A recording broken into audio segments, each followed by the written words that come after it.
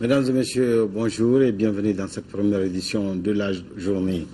Le marché rose de Bamako a pris feu hier soir aux environs de 23 heures. Arrivés sur les lieux, un quart d'heure après le déclenchement de l'incendie, les pompiers de Bamako-Koura et ceux de l'aéroport n'ont pu rien faire. Toutes les voies d'accès au marché sont obturées par des magasins construits en dur et dans le désordre.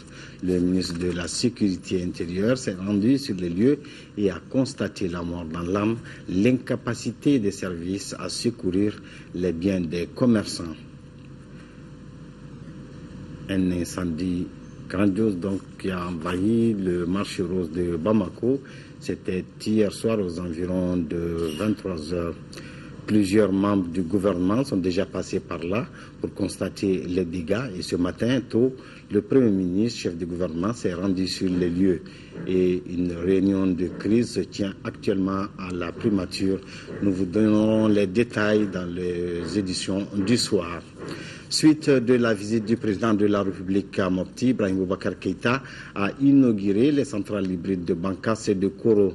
Réalisées à hauteur de 4 milliards de francs CFA, ces installations ont été rendues possibles grâce au partenariat entre DMSA, la BCI et la Bank of Africa.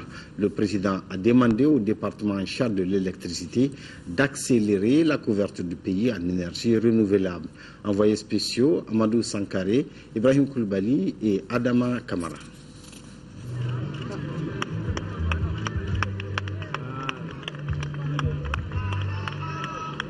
La mise en marche des centrales hybrides de soleil diesel de Bankas et Koro donnera un véritable coup d'accélérateur au développement économique des deux localités. Et cela grâce à la fourniture d'électricité 24 heures sur 24 et à moindre coût. Le renforcement du réseau électrique à Bankas et Koro constitue un véritable ouf de soulagement pour les populations. Vu les opportunités dont dispose Koro au départ de sa position géographique, ce qui nous manquait pour amorcer le développement socio-économique en dehors des autres infrastructures était l'électricité. Cette initiative de EDEM SA de faire de l'énergie solaire un produit qui impulse le développement dans un environnement sain est soutenue par plusieurs partenaires.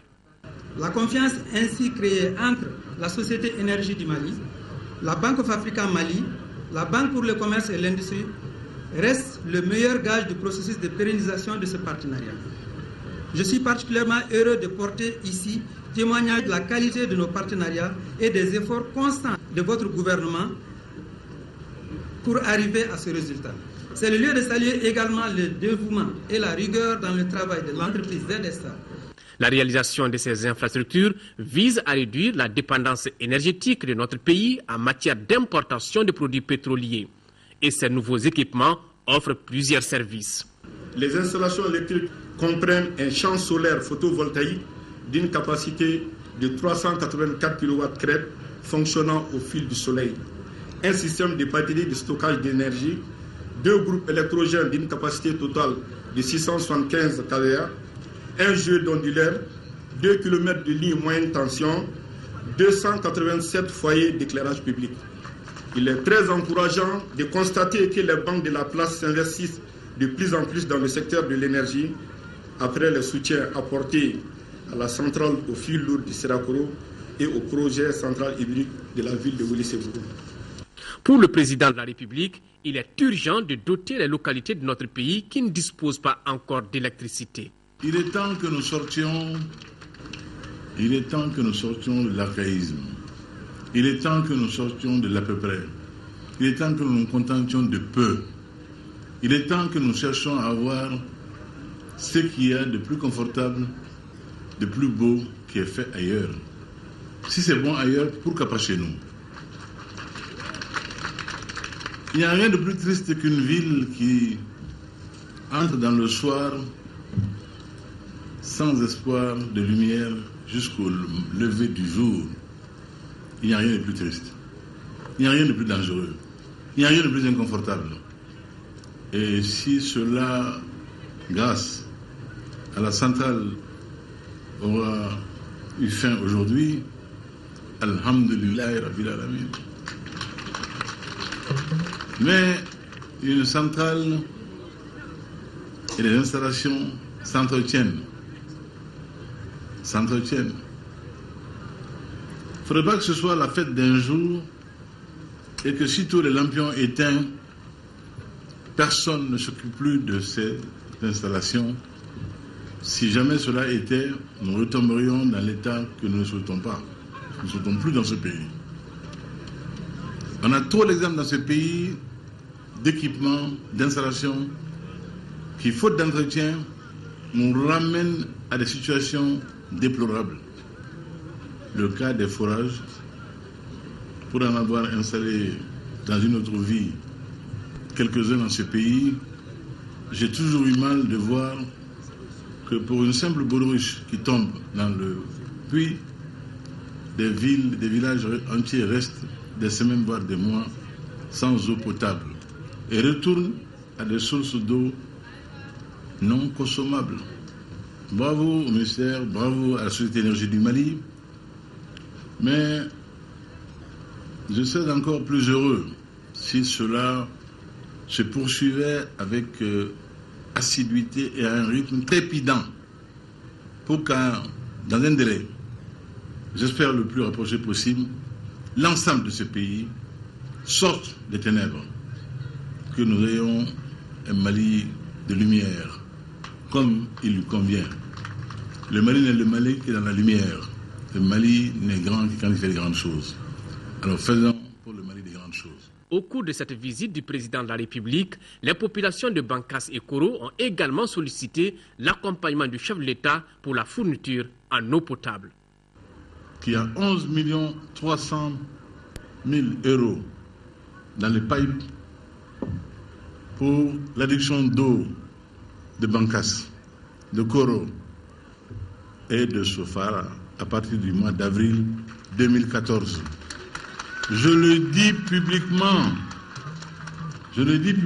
pour que ce soit fait et tenu. Soit fait et tenu. Donc, la question d'eau, Inch'Allah, sera réglée. Et la prochaine fois que je reviendrai dans la région, les enfants ne seront plus sur mon chemin avec des pancartes de l'eau. Ou une dame avec un seau et un gobelet versant l'eau pour m'indiquer le manque de cette matière indispensable à la vie. Cela m'a touché, profondément touché. J'ai été très sensible et nous ferons tout, je dis bien tout, pour que cette région ait de l'eau, Inch'Allah. Dernier acte de cette visite au pays d'Ogon, le coup d'envoi des travaux d'achèvement de la route du poisson avec le tronçon Koro, frontière Burkina Faso, long d'environ 35 km. Ici à Bamako, adoption par l'Assemblée nationale du projet de loi de création de la commission Vérité, Justice et Réconciliation. Le texte a été approuvé par 90 députés, 0 contre et 18 abstentions. La commission travaillera pendant 3 ans sur une période de 4 conflits allant de 1960 à 2013. Elle comptera 15 membres contre les 33 de l'ancienne commission Dialogue et Réconciliation. Compte rendu Moïse Traoré. Le projet de loi de création de la Commission Vérité, Justice et Réconciliation, CVJR, est adopté. Sous réserve d'amendement, 99 députés sont pour et 0 contre, alors que 18 élus s'abstiennent de voter. Au cours des 3 heures de débat, des parlementaires ont préconisé un exercice de 1 an et demi. La plénière a maintenu une durée de 3 années de travail. Outre le changement de nom, la commission va compter 15 membres contre 33. Les critères sont très clairs, c'est la compétence. Il faut avoir la capacité intrinsèque à pouvoir effectuer le travail qui sera fait par la commission. Et le deuxième critère, c'est la probité morale et intellectuelle. Il faut le dire, les commissaires qui seront choisis, ça, on peut prétendre qu'ils sont compétents. C'est pourquoi, si vous voyez, dans le projet de décret, il y a l'ancrage au niveau du ministère en charge de la réconciliation. Il y a même souvent possibilité pour le ministre de révoquer un commissaire qui est incompétent. Les travaux de la commission Vérité, Justice et Réconciliation vont couvrir une période de 4 conflits étalés de 1960 à 2013. Le ministre de la Justice, garde des Sceaux, parle de justice transitionnelle. On va instituer des centres d'écoute mobiles et nous avons l'intention d'en créer un certain nombre par région. S'il y a déjà des comités locaux, Vérité, Justice, Réconciliation, qui ont procédé à l'écoute, eh bien ces comités seront les partenaires. Outre la question des critères de choix des futurs commissaires, les élus ont plus d'une fois exprimé leurs inquiétudes quant à la relative indépendance d'une commission rattachée à un département ministériel. Le fait, comme certains l'ont demandé, de rattacher la commission à la primature, à la présidence n'est pas du tout la solution. Déjà, nous avons un ministère en charge de la réconciliation nationale. Pourquoi ne pas rattacher la commission à ce ministère? Si vous ne vous considérez pas intellectuellement, psychologiquement comme indépendant, vous ne le serez pas. La commission Dialogue et Réconciliation avait été instituée par le gouvernement de transition en mars 2013. Avec la restructuration, il s'agit désormais de la commission Vérité, Justice et Réconciliation, CVJR. Coopération, la République populaire de Chine a remis hier matin au gouvernement malien un important lot de matériel. La valeur du don est estimée à plus de 815 millions de francs CFA. La cérémonie de remise s'est déroulée dans les locaux du ministère des Affaires étrangères et de la coopération internationale. Ramata Konaté, compte rendu. 40 jours après un premier geste, la Chine revient avec en main un second cadeau pour le Mali. Ce don comprend entre autres 50 caméras, un lot d'équipements de vidéoconférence, 240 ordinateurs, 150 imprimantes, 100 scanners et 5 serveurs. En plus de ce matériel bureautique et audiovisuel, 2 véhicules. Ce geste hautement symbolique contribuera à renforcer les capacités de notre administration nationale et du ministère des Affaires étrangères en particulier. Je puis vous assurer, monsieur le chargé d'affaires, que toutes les mesures nécessaires seront prises en vue d'une utilisation rationnelle de ces matériels mis à notre disposition. Le montant total s'élève à près de 815 millions de francs CFA. Cela traduit une fois de plus l'amitié entre nos deux gouvernements et nos deux peuples. C'est encore une illustration de la coopération sino-malienne. Une coopération vieille de plus d'un demi-siècle et visible dans divers domaines, dont la santé, l'éducation et l'infrastructure routière. C'est par une cérémonie de remise de prix aux différents lauréats des concours que la semaine de la francophonie a pris fin dans notre pays. Il s'agissait de concours de dictée, de poésie et de poésie. Une compétition de slam est également au menu de cette semaine consacrée à la langue française. Nyanya Aliou Traoré. Les 77 États, avec plus de 890 millions de francophones, célèbrent aujourd'hui la langue française.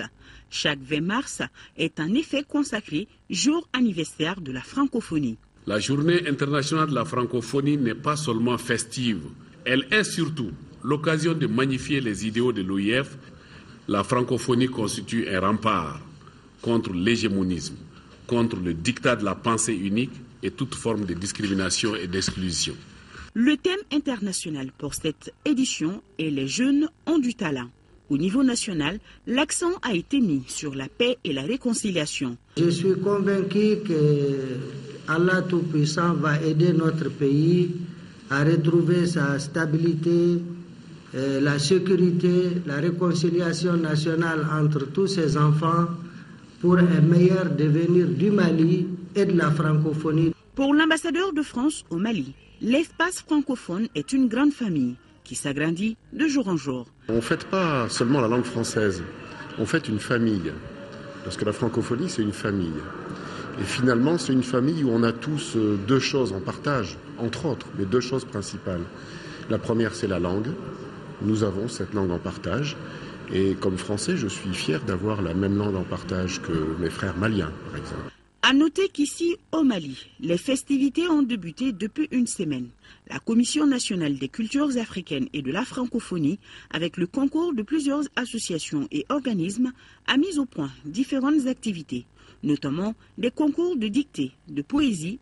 Pour clore donc cette semaine danse en culture française, des prix ont été remis aux heureux lauréats des élèves et lycéens de la place. Notre pays dispose désormais de nouveaux projets en matière d'adaptation au changement climatique. Il s'agit du programme d'adaptation de l'agriculture paysanne au changement climatique, compte rendu à Draman Mega. Le programme d'adaptation de l'agriculture paysanne au changement climatique est une initiative entreprise en 2013 dans notre pays par le Fonds international de développement de l'agriculture.